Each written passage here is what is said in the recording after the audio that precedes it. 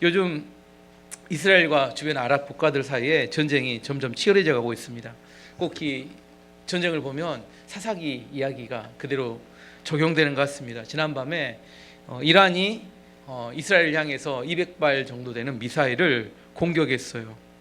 오늘 지도를 준비했는데 지도를 볼 수가 없으니까 이스라엘 주변에 요즘 이스라엘 공격하는 그 대부분의 이렇게 반군들, 무장 단체들은 다 이란이 사주하는 단체들입니다. 첫 번째 블레셋 땅에 있는 팔레스타인이라고 하는 하마스, 거의 지금 초토화돼서 거의 거기는 점령이 돼버렸어요, 이스라엘에. 그다음에 북쪽에 있는 요즘 한참 싸웠던 헤즈볼라는 두 단어가 합쳐졌는데 히집이라는 당, 볼라가 아니라 알라입니다. 알라. 히집 알라에서 알라의 당이에요. 그래서 원래 이란이 레바논에 이스라엘을 대항하기 위해서 알라신을 섬기는 당, 그래서 이스라엘의 하나님을 없애기 위한 그 무장 조직을 만든 게 1982년에 만든 게 헤즈볼라입니다.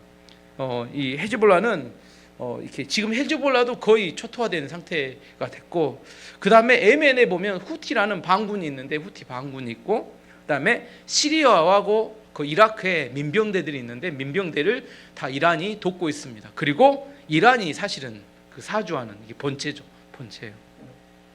지금 이스라엘은 하마스를 거의 점령 다 했고 헤즈볼라를 거의 지금 이렇게 초토화시킨 상태고, 그리고 이제 그 다음 전쟁이 점점점 나머지 아까 있는 주변에 있는 이란이 사주하는 그 전쟁하는 집단과 하나씩 정리해가면 마지막 전쟁은 이란하고 본격적인 전쟁을 할 것 같은데, 아마 이스라엘이 이번에는 끝장을 볼 것 같아요. 작년에 있었던 12월에 있었던 이렇게 이스라엘의 하마스가 무장한 군인들을 들여보내서 수없이 많은 그 인질을 데려가고 사람들을 죽였던 그 사건으로 아마 이스라엘 사람들은 굉장히 충격이 심한 것 같습니다. 이 전쟁 양상이 어떻게 진행되는지 자세히 지켜보고 있는데, 중요한 건 저는 기독교인 입장에서 이런 생각을 하게 됩니다. 만약 이스라엘이 없었다면 아랍의 22개의 나라가 하나가 되어서 전 세계의 여러 나라에서 이 반란을 일으키거나 극단적인 무장 행동을 했다면 전 세계가 얼마나 힘들었을까. 근데 이스라엘이 적은 나라가 하나 콕 끼어가지고 아랍 나라들이 하나가 되지 못하도록 이렇게 갈라놓고 또 아랍을 통제하고 있으니까 전 세계에 있는 이슬람들이 힘을 못 쓰고 있는 거 아닌가, 그런 생각을 합니다. 모슬렘들은 평화를 입으로는 말하는데 실제로 어느 지역에 자리를 잡게 되면 일정 부분의 사람 수가 모이게 되면 무장 공격을 통해서 그 지역을 장악해 갑니다. 우리나라도 점점점 모슬렘들이 늘어나게 되면 사실 사회가 안정되지 못해요. 그 사람들은 수가 적을 때는 조용히 있는데 수가 많이 모이면 어떤 일을 하냐면 수가 모여가지고 자기들의 법을 자기들이 지키겠다고 이야기하면서 나중에는 나머지 그 사회를 전체적으로 모슬렘화 해가는 그런 일을 합니다. 가장 모슬렘이 많이 늘어나는 이유는 뭐냐면 애들을 많이 낳아요. 보통 6명씩 낳습니다. 10명, 6명.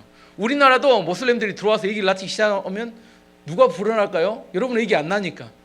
기독교인은 애기는 안 나는데 모슬렘들은 산하 제한이 없어요. 보통 6명, 10명. 근데 요즘 애기를 그렇게 낳으면 어떻게 돼요? 먹고 사는데 전혀 지장이 없죠. 국가에서 지원해 주니까. 유럽이 복지를 통해서 모슬렘들에게 엄청난 혜택을 제공하면서 아이를 낳아서 점점점 불어나니까 영국이나 유럽이 상당히 많은 모슬렘들이 그 나라를 장악해 가고 있습니다. 어쨌든 제 마음속에는 이게 꼭 이렇게 사사기를 읽으면서 이게 사사기 전쟁과 그 지금 현재 이스라엘 주변에 있는 전쟁이 비슷하다는 그런 생각을 해봅니다. 오늘 본문으로 들어가서 오늘 본문에 사사는 네 번째 사사 드보라에 관한 이야기입니다. 최초의 여자 사사예요. 12명에 나오는 사사 중에 여자 사사는 유일합니다. 드보라가 활약했던 그 시대는 지금부터 한 3000년도 더 되는 3000년에 3200년 전 사이 이야기입니다. 우리나라는 고구려 이전에, 삼국시대 이전에 고조선 시대도 한참 먼 고조선 시대 그때 역사고, 중국도 역사가 시작되기 전 역사가 최초로 기록된 상나라라고 하는 그런 나라가 있을 때 그때입니다. 아주 오래된 이야기예요. 이런 시대에 여자가 나라를 이끄는 어떤 국가의 지도자가 되었다는 것은 참으로 대단한 일입니다. 예수님 당시만 해도 여자의 지위란 남자와 짐승 사이 중간 정도, 이 정도 여러분 지금 이게 엄청나게 대단한 시대에 살고 있죠. 여성 상위 시대를 살고 있으니까. 근데 예수님 시대만 해도 여자는 인간 취급 자체를 못했습니다. 근데 그 예수님보다 훨씬 1000년 이상 오래된 시점에서 한 여자가 한 국가의 지도자로 인정받을 수 있었다는 것은 이게 이제 중요한 어떤 하나님이 여자를 어떻게 생각했다는 것이 어떤 상징적으로 큰 의미가 있다고 생각합니다. 5절 말씀 보시면 안 나오구나. 5절 읽어드리겠습니다. 드보라가 에브라임 산지와 라마와 베델 성 사이에 있는 종려나무 밑에 앉았을 때 이스라엘 사람들이 그녀에게 자주 가서 재판을 받았습니다. 뒤에는 나오네요. 여기는 안 나오는데. 예. 재판을 받았습니다. 드보라가 어느 지파 출신이었을까요? 어느 지파? 5절에 보면 에브라임 산지에 앉아 있는 거 보니까 에브라임 지파 출신이었습니다. 사사의 역할에 대해서 제가 1장 처음에 첫 번째 강의할 때 설교할 때 이야기했습니다. 사사는 두 가지 중요한 역할이 있는데 제가 이름에서 사사기에서 사사에서 찾아야 된다고 했습니다. 전쟁 시에는 사사가 어떤 역할을 해요? 사령관 역할을 하기 때문에 첫 번째 사사. 두 번째 평상시 일반 전쟁이 없을 때는 재판을 통해서 백성들에게 말씀을 가르치는 하나님의 말씀의 교사. 두 번째는 교사. 사사할 때 첫 번째는 사령관, 두 번째는 교사. 평소에는 그래서 사사의 역할은 뭐냐 하면 전쟁 시에는 사령관, 평소에는 교사. 이렇게 기억하시라고 해서 원래는 사사는 영어로 저지라고 해서 재판관입니다. 근데 세상의 재판관은 좀 달라요. 재판이 옳고 그름을 판단하는 게 아니라 뭐냐면 하나님의 말씀대로 그들에게 판단해서 이렇게 살도록 가르쳐주는 그 말씀을 가르쳐주는 그런 역할을 하는 게 재판관이었습니다. 어쨌든 중요한 것은 사사시기 300년 동안은 하나님께서 사사를 세워주시면 그 사사를 통해서 말씀을 듣던 백성들이 하나님 안에서 평안하게 살았어요. 근데 꼭 뭐가 문제예요? 사사가 죽고 나면 백성들이 하나님의 말씀을 떠나면서 우상을 숭배하면서 하나님의 심판을 받았다는 겁니다. 1절 말씀 보시면 1절 읽어보면 에훗이 죽은 뒤에 이스라엘 백성은 또다시 여호와께서 보시기에 나쁜 일을 저질렀습니다. 에훗은 2대 사사였습니다. 2대 사사가 그가 살아있는 동안은 80년 동안 80년 한 세대가 아니죠. 굉장히 에훗은 오랜 기간 두 세대에 걸쳐서 평화를 주었어요. 근데 문제는 뭐예요? 에훗이 죽고 난 다음에 그 다음에 또다시 이스라엘 백성들은 고질병이 다시 튀어나왔습니다. 뭐 했어요? 우상 숭배와 더러운 죄들을 짓기 시작했다는 겁니다. 누가 살아있어야 돼요? 사사, 하나님 말씀의 통로가 되는 사사가 살아있는 게 매우 중요합니다. 사람들이 뭐 대단한 존재 같지만 하나님을 떠나면 쉽게 부패합니다. 여러분이 오늘 하나님의 말씀을 듣고 믿음을 갖는 건 대단히 은혜스럽고 대단히 다행스러운 일입니다. 그런데 여러분이 예배를 한 달만 드리지 않으면 어떻게 될까요? 제가 예배를 한 주만 빼먹어 봤더니 마음이 심란해요. 이상합니다. 마음이 상황이 별로 안 좋아. 한 주 빼먹으면 얼마나 기간이 멀어요? 15일인데 15일이 엄청 깁니다. 물론 새벽기도 들으신 분은 매일이지만 우리 안에 이상합니다. 제가 한 주를 빼먹어 봤더니 마음이 심란해요. 그리고 죄가 가깝습니다. 이상하게 말씀을 안 듣기 시작하면 우상숭배가 내 안에 가깝고 세상이 가깝고 죄가 가깝습니다. 그게 인간이에요. 나는 결심하면 될 수 있다. 결심해도 안 됩니다. 내가 해보니까 결심을 안 돼요. 우리 인간의 마음은 내가 뭐 목사건 뭐 집사건 장로건 누구 상관없습니다. 하나님 말씀과 멀어지면 다 부패하게 되어 있다는 겁니다. 하나님께서 우상 숭배에 다시 빠진 이스라엘을 심판하기 위해서 하나님이 사용하신 사람은 이번에 누구였냐면 하솔성의 왕이었던 야빈 왕을 강하게 만드셨습니다. 2절 말씀 보시면 그래서 여호와께서 가나안 왕 야빈에게 그들을 넘겨주셨습니다. 야빈은 하솔성에서 왕노릇을 했습니다. 야빈은 군대 장관은 시스라였는데 하로셋 학고임에 살았습니다. 남쪽에서 이스라엘 백성들을 괴롭혔던 나라가 뭐였어요? 블레셋. 지금도 뭐예요? 하마스. 남쪽은 블레셋. 블레셋을 영어로 하면 팔레스타인입니다. 똑같은 거예요. 같은 단어입니다. 블레셋은 뭐 성경적 히브리식 표현이고 영어로만 팔레스타인이에요. 같은 겁니다. 하마스는 거기 무장 단체를 말하는 거고, 북쪽에서 이스라엘 백성을 괴롭혔던 것은 하솔성의 야빈이었습니다. 자, 예전으로 여호수아로 돌아가서 여호수아가 가나안 땅을 정복할 때 가장 먼저 중앙, 남부, 북부 중에 어디부터 먼저 점령했어요? 중앙을 먼저 점령합니다. 여리고성, 아이성. 그 다음에 어디로 내려가요? 남쪽을 점령하는 남쪽 성의 핵심이 된 성이 어디였냐면 에루살렘 성의 세덱이었는데, 아도니 세덱. 뭐 가물가물하시죠? 예전에 있었던 일 없는. 남쪽은 에루살렘 성의 아도니 세덱을 중심으로 한 5개국 연합군이 있었고 그들을 여호수아가 물리칩니다. 북쪽의 핵심이 됐던 성은 어디였냐면 하솔성의 야빈이었어요. 지금은 나온 하솔성의 야빈. 근데 이상한 게 있어요. 그때도 하솔성의 왕의 이름은 뭐였어요?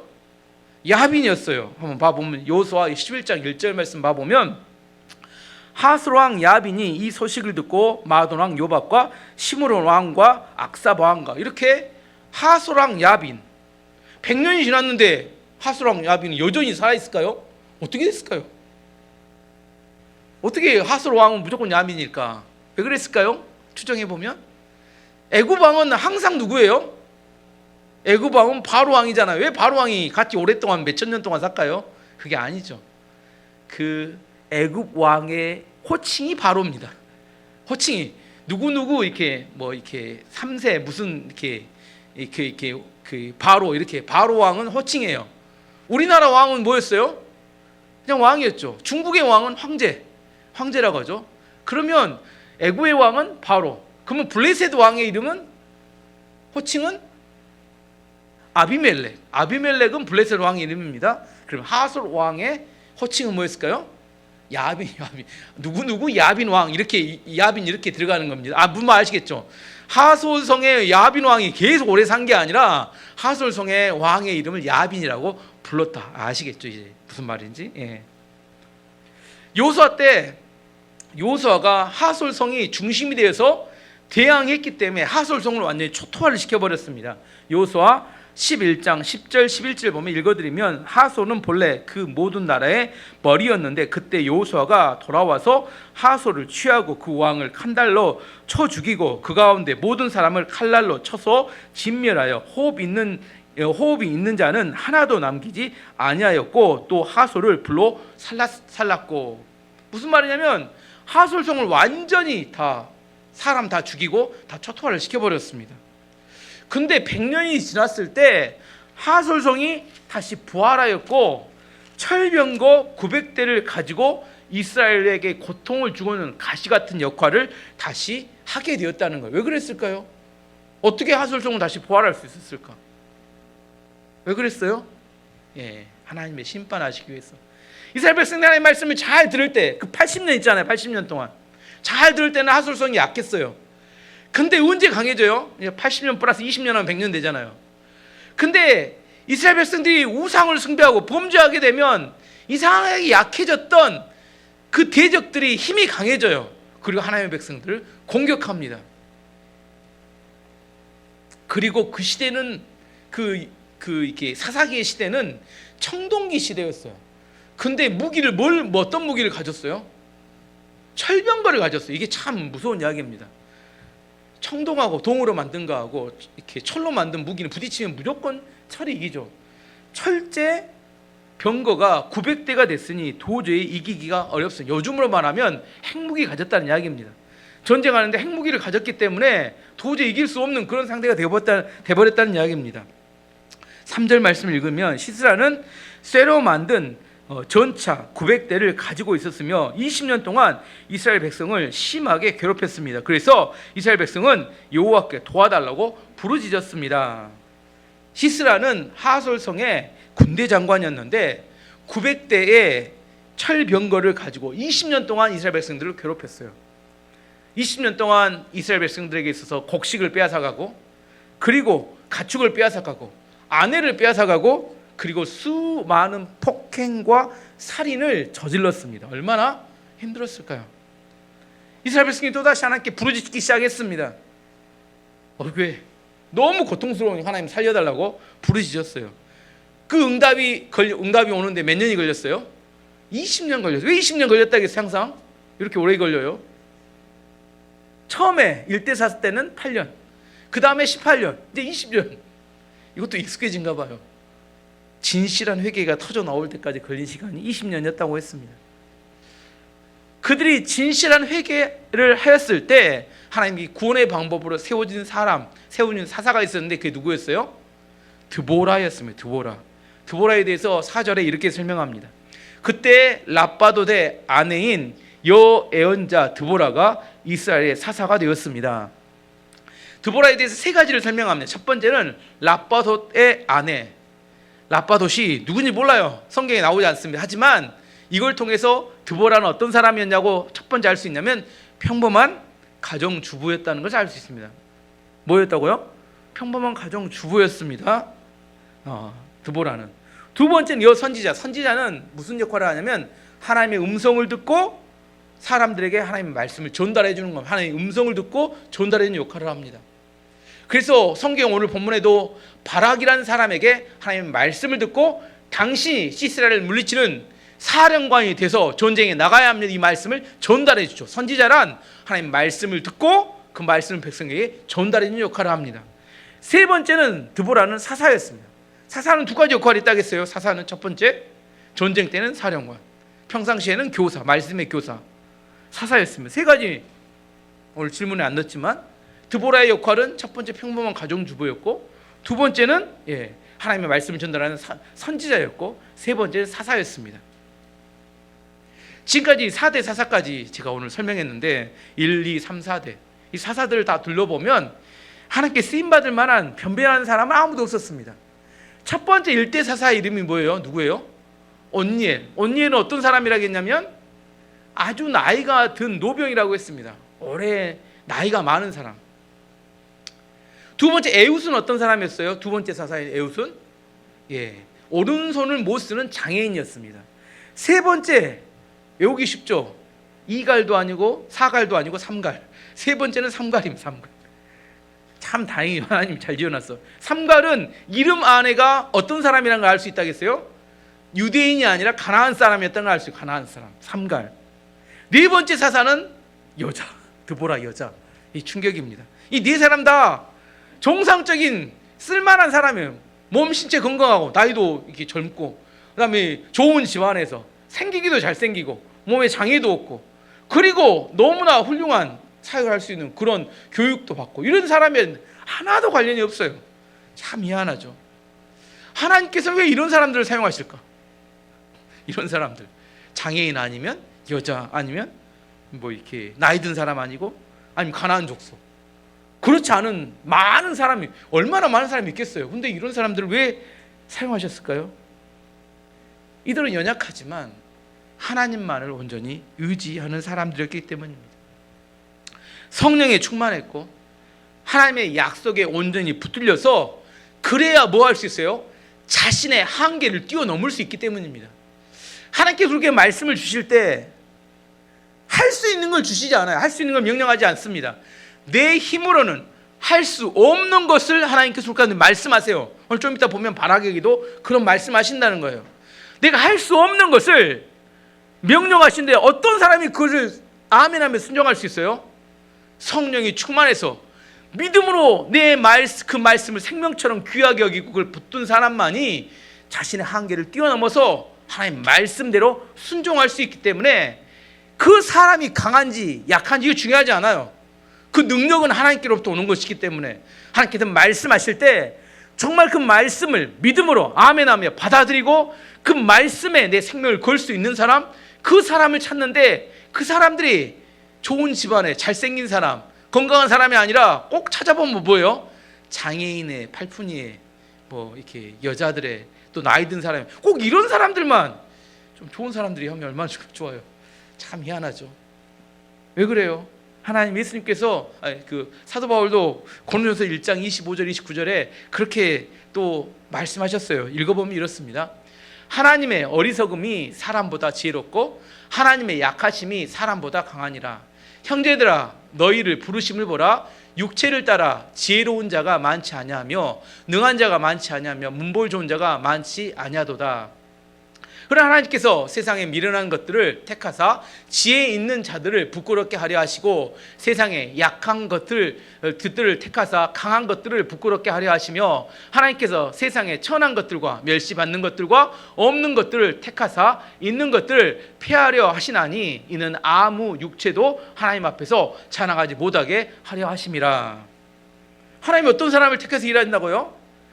문벌 좋거나 능력이 있거나 그 세상으로 뛰어난 사람, 그런 사람 아니라 약하고 천한 사람들, 그런 사람들을 통해서 하나님께서 쓰시고 택하시고 그런 사람들을 통해서 지혜롭게 하셔서 하나님의 놀라운 영광을 드러내신다는 겁니다.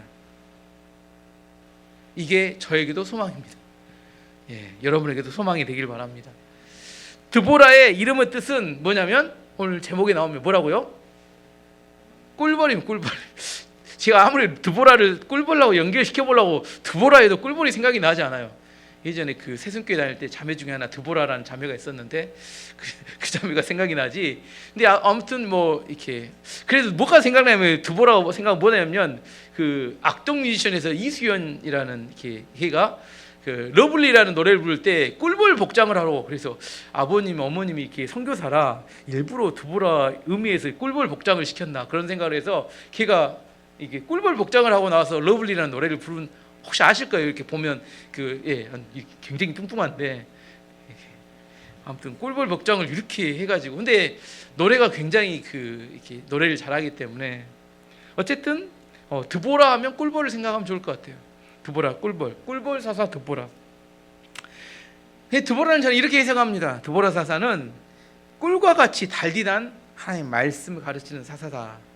이 드보라는 전쟁 사사할 때 전쟁 쪽보다는 가르치는 쪽이 더 맞을 것 같다는 생각이에요. 전쟁할 때 바락을 내보내듯이 그 바락에게 말씀을 전달해서 그 말씀에 순종하게 하는 것처럼 그 드보라는 달디단 하나님의 말씀을 가르치는 역할을 많이 했던 것 같다, 그렇게 생각합니다. 시편 119편 103절에 이렇게 이야기합니다. 주의 말씀의 맛이 내게 어찌 그리 단지요, 내 입에 꿀보다 더 다나이다. 다시 한번 읽어드릴게요. 주의 말씀의 맛이 내게 어찌 그리 단지요, 내 입에 꿀보다 더 다나이다. 나 이걸 경험해봤다. 말씀이 꿀보다 더 달다. 목사님은 왜 쓰디쓴 말씀만 읽으라고 그렇게 하는지, 저는 여러분이 정말 그 말씀에 달디단 것을 좀 이렇게 경험하고 알기를 바랍니다. 이거 말씀에 이 말씀이 엄청 달고 내 생명같이 귀하다는 것을 깨달으면 말씀 없이는 못 삽니다. 말씀을 읽을 때 내 생명이 살아나고, 말씀을 읽을 때 내 안에 죽었던 모든 내 세포들이 살아나는 것 같은 그 내 생명 같은 그런 말씀의 은혜를 알아야 합니다. 그런 반면에 하수랑 야빈의 이름의 뜻은, 야빈이라는 이름의 뜻은 히브리어로 이해입니다. 이해입니다. 하수랑 야빈은 사람의 논리와 이해를 상징한다면 드보라는 하나님의 말씀을 상징합니다. 사탄은 철학과 과학 같은 세상의 지식을 가지고 하나님의 말씀을 공격합니다. 그 말씀이 맞는지를 계속 공격해요. 하지만 드보라는 하나님의 말씀을 가지고 바락과 이스라엘 백성들을 무장시켜서 하수랑 야빈을 물리치는 일을 합니다. 우리가 붙드는 건 하나님의 말씀이에요. 세상의 과학과 세상의 철학 같은 지식이 아니라 하나님 말씀에 대한 확신이 세상의 지식과 이해를 이길 수 있다는 것을 이 이름의 뜻을 통해서 알 수 있습니다. 드보라가 그래서 하나님의 말씀을 들었어요.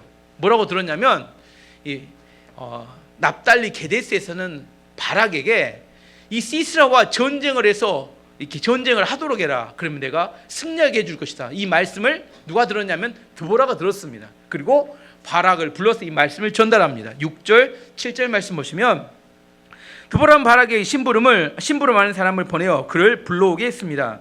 바락은 아비노함의 아들인데 납달리 지역에 있는 게데스 성에 살았습니다. 드보라가 바락에게 말했습니다. 이스라엘의 하나님 여호와께서 당신에게 명령하십니다. 가서 납달리와 스불론 지파 사람 1만 명을 모아 다발 산으로 가거라. 내가 야빈의 군대 지휘관인 시스라를 너에게 오게 할 텐데 너는 기송강에서 시스라와 그의 전차와 그의 군대를 맞이할 것이다. 나는 내가 그곳에서 시스라를 이스라엘을 물리치도록 도와줄 것이다.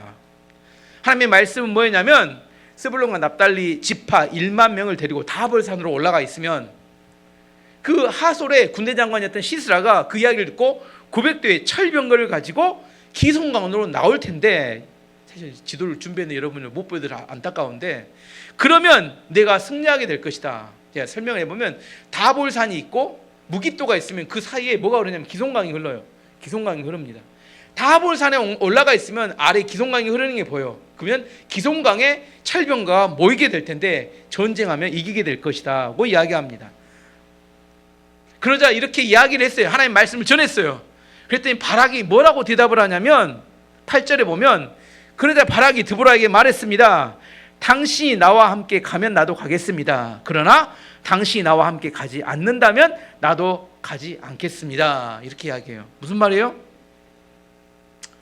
여자 치맛자락 붙잡고 함께 가달라고 요청하는 그런 소리를 하고 있는 겁니다.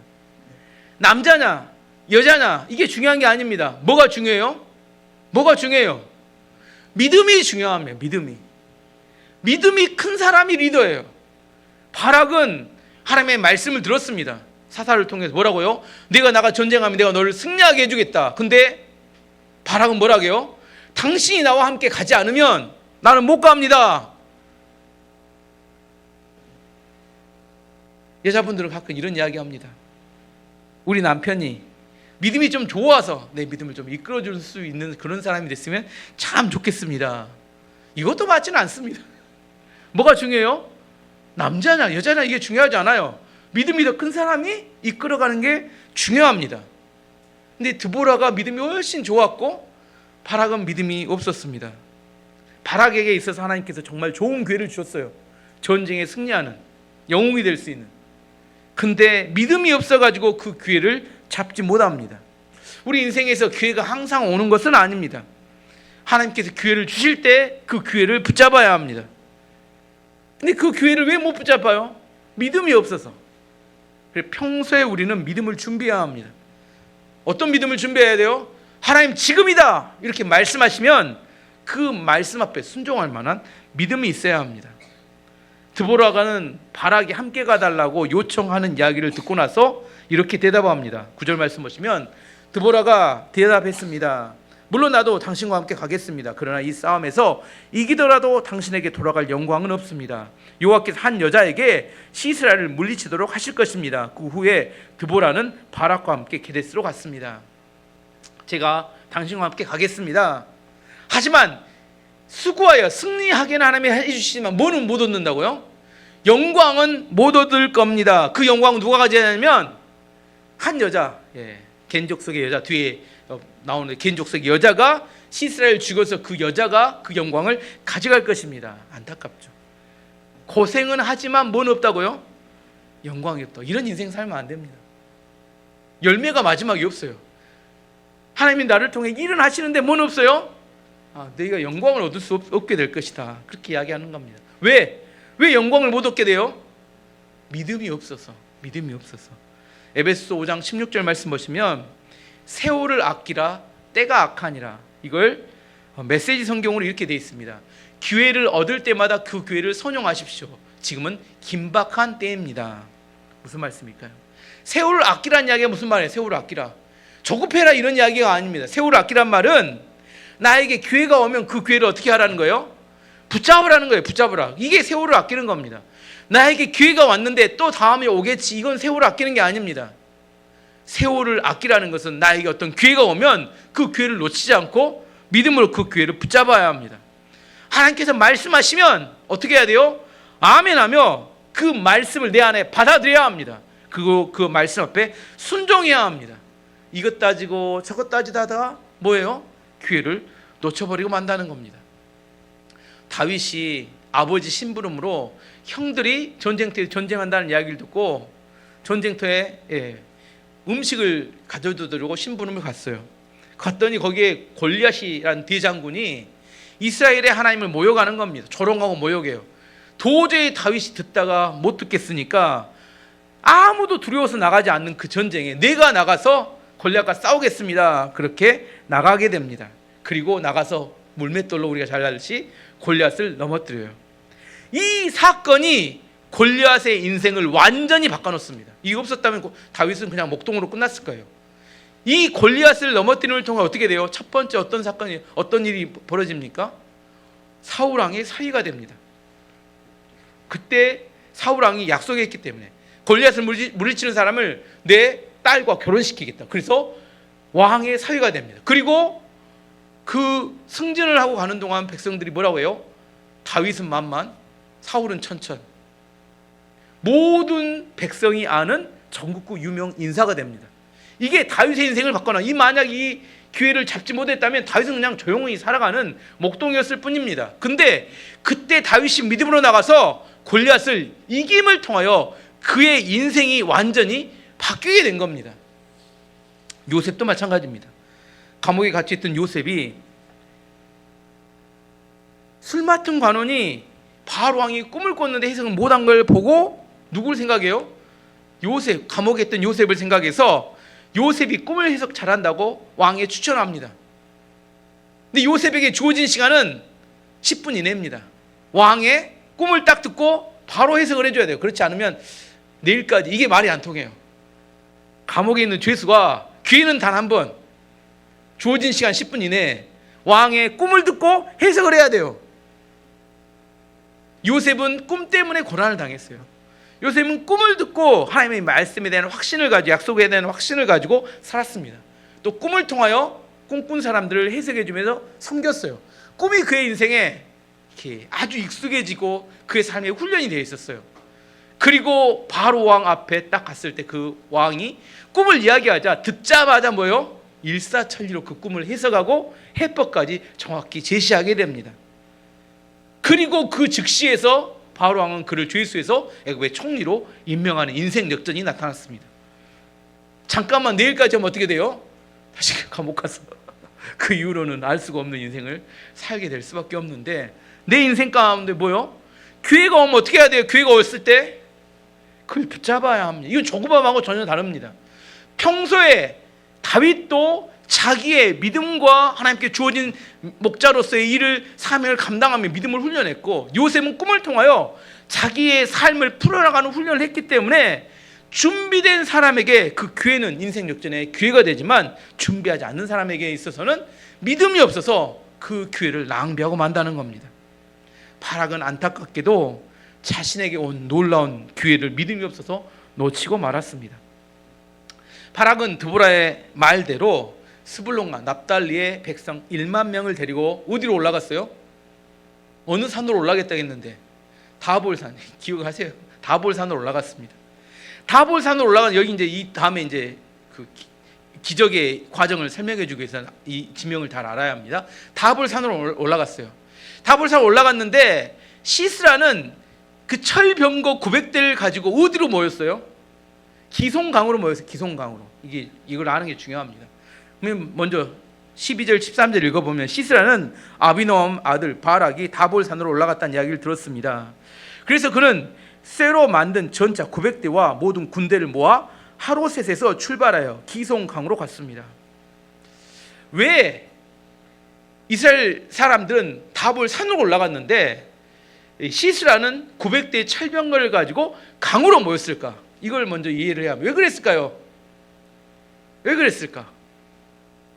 철병거는 강력한 무기였지만 산속에 들어가면 무거워서 무용지물입니다. 어디서 싸워야 강력해요? 평지에 싸워요. 평지에 싸워야 되는데 산으로 올라가면 안 돼요. 산으로 올라가면 끌고 올라가기도 힘들어. 철병거를 어디로 올라가요? 산으로 올라가면 안 돼요. 평지에서 싸우면 천하무적입니다. 그래서 어디로 와요? 강 옆에 기송강으로 900대의 전차를 데리고 모였습니다. 철병거가 모인 것이 아래 이제 900대의 철병거가 쫙 모이고 시스라가 이렇게 하솔에 군대를 딱 모았을 때 바락이 이제 어떻게 해야 돼요? 다볼산 위에서 내가 싸워야 되는데 마음속에 또 뭐가 들어요? 무서워. 또 덜커덕. 바락은 무서움. 덜커덕. 그러니까 옆에 있던 드보라가 보니까 또 쫄았어요. 쫀 것을 보고 드보라가 또 격려합니다. 14절 말씀 보면, 그때 드보라가 바락에게 말했습니다. 일어나십시오.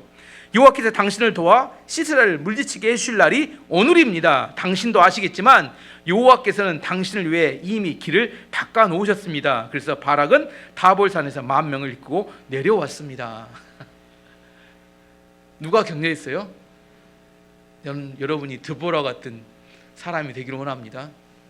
아멘을 안 해. 또 남편을 좀 격려해서 믿음의 삶을 살 수 있도록 이렇게 좀 이렇게 이끌어주는, 아닌가요? 싫으세요? 드보라 같은 그 믿음의 사람, 이 격려할 수 있는 사람, 그런 사람이 되기를 원합니다. 이 쫄아있던, 이 두려움에 사로잡혔던 이렇게 바락이 드보라의 격려를 듣고 나서 어떻게 돼요? 힘을 내서 일어나서 10,000명의 군대를 이끌고 이제 다볼산 위에서 기송강으로 내려갑니다. 기송강으로 내려가요. 근데 무섭죠. 왜 무서워요? 20년 동안 그 철병거가 얼마나 이스라엘 백성들을 괴롭혔겠어요. 이 20년 동안 괴롭혔으니까 그 철병감 오면 오한이 떨리고 무서움이 이렇게 떨리는 그런 철병거예요. 근데 철병거가 싹 모였는데 산속에 있다가 이제 산속에 싸우면 좋은데 안 올라오니까 아래로 내려갑니다. 내려가요. 어떻게 해요? 이제 드보라가 이야기해준 그 약속의 말씀을 붙들고 선제 공격을 하러 내려갑니다. 15절 보면 공격을 해요. 근데 놀라운 일이 발생합니다. 바락과 그의 군대는 시스라와 그의 군대를 공격했습니다. 먼저 싸우는 동안 여호와께서는 시스라와 그의 군대와 전차를 혼란스럽게 만드셨습니다. 바락과 그의 군대는 시스라의 군대를 물리쳤습니다. 시스라는 자기 전차를 버리고 걸어서 달아났습니다. 이 놀라운 일이 발생하는데 이 이유를 알아야 돼요. 성경에 나옵니다. 4장이 안 나오고 5장이 나오는데 그 이유가, 그 다볼산에서 이스라엘 백성들을 데리고 내려갔는데 하나님께서 기송강에 모여있던 그 시스라의 철병거와 군대가 완전히 혼란에 빠지게 만드셔버렸어요. 그 이유가 어디 나오냐? 4장에 안 나와서 5장에는 드보라의 노래가, 전쟁에 승리하고 난 다음에 드보라가 하나님께 찬양하는 노래가 나오는 것이 5장에 처음부터 끝까지가 전부 찬양의 내용입니다. 그 찬양의 내용을 보면 이런 내용이 나옵니다. 5장 4절 말씀 보면 여호와여 주께서 세일에서 오셨습니다. 주께서는 에돔 땅에서 달려오셨습니다. 그때 땅이 흔들렸습니다. 하늘에서는 비가 내리고 구름이 물을 뿌렸습니다. 드보라가 뭐라고 노래하냐면 에돔 땅, 세일 땅에서 하나님이 오셨는데 그때 비를 몰고 오셨고 구름에 물이 가득해서 왔다는 거예요. 이 무슨 말일까? 이제 기송강에 대해서 알아야 합니다. 기송강의 특징은 뭐냐면 겨울이 되면 우기가 되면 강이 엄청 커집니다. 엄청 커져갖고 엄청 큰 배가 아니면 지나갈 수 없을 만큼 큰 강이 돼요. 근데 건기가 돼서 마르잖아요. 물이 하나도 없어져. 마른 땅으로 변합니다. 기송강이 어떤 강이에요? 지금 전쟁할 때는 물이 하나도 없었어요. 완전 메말라버린 마른 강이었습니다. 겨울이 되면 큰 강이 되는데, 근데 하나님께서 세일 쪽에서부터 구름을 몰고 오시더니 엄청나게 큰 홍수 같은 비를 쏟아 부어버린 겁니다. 그랬더니 강이 어떻게 돼버렸어요? 범람한 엄청난 강이 돼버리니까 철병거들이 그 강물에 전부 싹 쓸려가 버리고 군인들이 혼란에 빠졌다, 그런 이야기입니다. 한 번 더 그 말씀이 나오는데 사사기 5장 21절 보면 이렇게 이야기합니다. 기송강이 시스라의 군대를 쓸어버렸다네. 옛적부터 흐르던 강 저 기송강이 내 영혼아 내가 힘있는 자를 밟았도다. 뭔 말 아시겠죠? 드보라의 노래를 보니까 하나님께서 에돔 쪽에서부터 큰 구름을 몰고 와서 기송강을, 범람한 강을, 홍수를 이렇게 만들어가지고 큰 강물이 몰아 닥치니까 이 전차들, 철병거들이 싹 뒤집어져 버리고 더 이상 쓸 수 없게 되고 모든 군대가 혼란에 빠졌을 때 어떻게 돼요? 그때 바락이 내려가서 그들을 치니까 완전히 초토화되고, 어느 정도까지 이겼냐면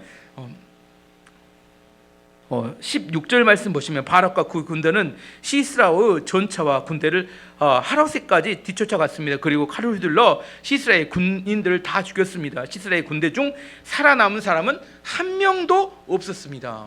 아시겠죠? 얼마나 대승리를 거뒀는지. 20년 동안 주구장창 이렇게 당했는데 단 한 번의 전쟁으로 완전히 전세가 역전되고 말았습니다. 하나님께서 어떻게 이 바락을 도우셨어요? 뭘로? 엄청난 비를 내리셔서. 이걸 누가 생각했겠습니까? 어느 누가 그 전쟁할 때 비가 내려서 그 기송강이 우기가 아닌데 강이 범람할 거라고 생각했겠습니까? 이게 바로 하나님이 하시는 일입니다.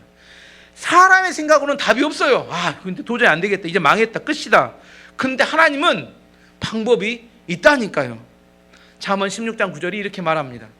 사람이 마음으로 자기 길을 계획할지라도 그의 걸음을 인도하시는 이는 여호와시니라. 뭐라고요? 사람이 마음으로 계획이 많습니다. 여러분도 계획이 많죠? 여러분 나름 계획이 있어요. 근데 내가 계획을 세워보면 90%, 99%가 맞은가요? 대부분 계획대로 되는 일은 거의 없습니다. 뭐 1월로 돌아가 봅시다. 1월로 돌아가면 여러분이 1년 계획 세우잖아요. 딱 첫 번째 성경을 얼마 읽어야겠다. 뭐 그리스도인이니까. 그거 말고 우리나라 항상 하는 게 있잖아요. 살 빼기, 다이어트, 그다음에 운동하기, 그다음에 영어 공부. 얼마나 잘 되시던가요? 인간의 계획은 대부분 잘 안 돼요. 근데 어떤 경우에 계획대로 되는 때가 있어요. 참 안 되는데 언제 그 계획대로 될까요? 하나님께서 은혜를 주시면 안 될 것 같잖아요. 이제 다 길이 없을 거예요. 망했을 것 같잖아요. 근데 하나님께 길을 여시면 이 바락처럼 하나님의 없던 비를 만드셔서 내리시면서 강물을 통하여 그 승리를 하나님께서 이끌어 가신다는 겁니다. 반면에 하나님의 은혜가 없으면 쉽게 될 것 같아요. 손만 뻗으면 쉽게 열매를 맺을 것 같은데, 그런데 일이 내 마음대로 잘 안 되더라는 겁니다. 시스라가 20년 동안, 시스라의 생각입니다. 20년 동안 매번 전쟁할 때마다 이 철병거를 갖고 나가면 다 승리했어요. 이스라엘 백성들은 꼼짝도 못했습니다. 이번에도 뭐라고 생각해요? 너희는 껌이다. 나가기만 하면 너희는 다 죽었어. 10,000명 모였다고? 어림도 없는 이야기. 한 번만 붙어봐라. 이런 생각하고 날아갔을 겁니다. 자기 생각 속에는 뭐가 없었어요? 강물이 불어날 거라고는 상상도 못했습니다. 세상에 강물이 불어나고 자기가 뒤집어질 거라고. 왜? 그러려면 누가 뭐 전차를 데리고 강 옆으로 가겠어요. 근데 바닥이 마르으니까, 그런 일 평소 없으니까 강 옆으로 갔는데 이 강이 불어나더니 전쟁에 지게 됐어요. 이 전쟁에 졌습니다. 자, 사람들 뭐라고 생각해? 강물 탓을 할까요? 하나님 때문에 피했다고 생각할까요? 사람들이 강물 탓을 할까요? 하나님 때문일까요? 하나님이 보이지 않는 사람은 못 탓해요. 강물 때문에 그랬다고 합니다. 근데 우리 하나님을 아는 사람 뭐예요? 하나님께서 그들을 패하게 만드셨다, 이렇게 생각하죠. 하나님이 보이는 사람들에게는 하나님의 역사로 보이지만, 하나님이 보이지 않는 사람들에게는 다 항상 우연이고 강물 탓만 합니다. 중요한 게 뭐냐면, 하나님께서 그 두려워했던 그 바락에게 하나님이 얼마나 놀라운 승리를 주시는지를 보여줬어요. 바락은 아마 충격받았을 겁니다. 그 마음이 감동했을 겁니다. 도저히 이길 수 없다고 생각했을 텐데 이길 수가 없었죠. 20년 동안 그 철병거에 계속해서 피하고 고통을 당했는데 어떻게 이겨? 무기도 없는데 쇠수랑 들고 나가서 어떻게 싸워서 이겨요? 근데 하나님께서 강물을 불어나게 하시면 그 못 이길 같은 그 전쟁에서도 승리할 수 있다니까요. 저는 우리 교회 성도님들이 이런 놀라운 구원의 역사 가운데 살아가기를 바랍니다. 사람의 힘으로 안 돼요. 여러분, 사람의 힘으로 될 것 같죠? 사람이 크기로 될 것 같죠? 내 계획이 분명하면 될 것 같죠? 내가 결단하고 결심하면 될 것 같죠? 제가 해보니까 안 되더라니까요. 근데 안 되는데, 다 안 된다고 말하는데 하나님의 은혜가 있으면 이상하게 또 안 될 일이 돼요. 예측이 불가능합니다. 그래서 뭐가 필요해요? 하나님의 은혜가 필요합니다.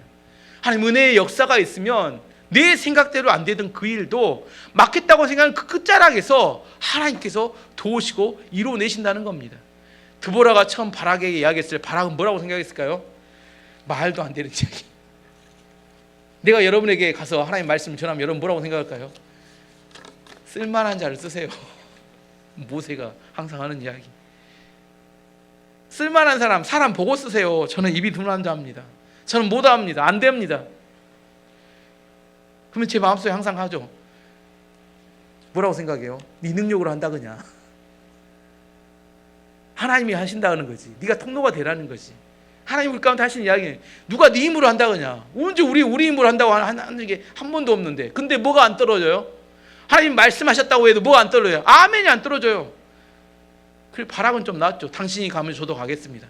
목사님 함께 가주세요. 이렇게 그래도 이 정도까지 왔는데 하나님 저 못합니다. 저는 안 됩니다. 절대로 안 됩니다. 그럼 어떻게 돼요? 우리 인생의 기회를 놓치게 되는 거죠. 우리에게 뭐가 필요해요? 믿음이 필요합니다. 믿음이 필요해요. 오늘 이런 성경의 여러 가지 사건들을 통해서 우리가 뭘 배워야 돼요? 믿음을 배워야 합니다. 내 힘으로는 되지 않지만, 내 능력으로 안 되지만, 내 한계 가운데는 안 되지만, 나를 통해서, 여자를 통해서, 장애인을 통해서, 가난한 사람을 통해서, 나이 든 사람을 통해서 얼마든지 하나님은 그 시대에 하나님의 구원의 역사를 이룰 수 있다는 사실을 우리가 믿을 수 있어야 합니다.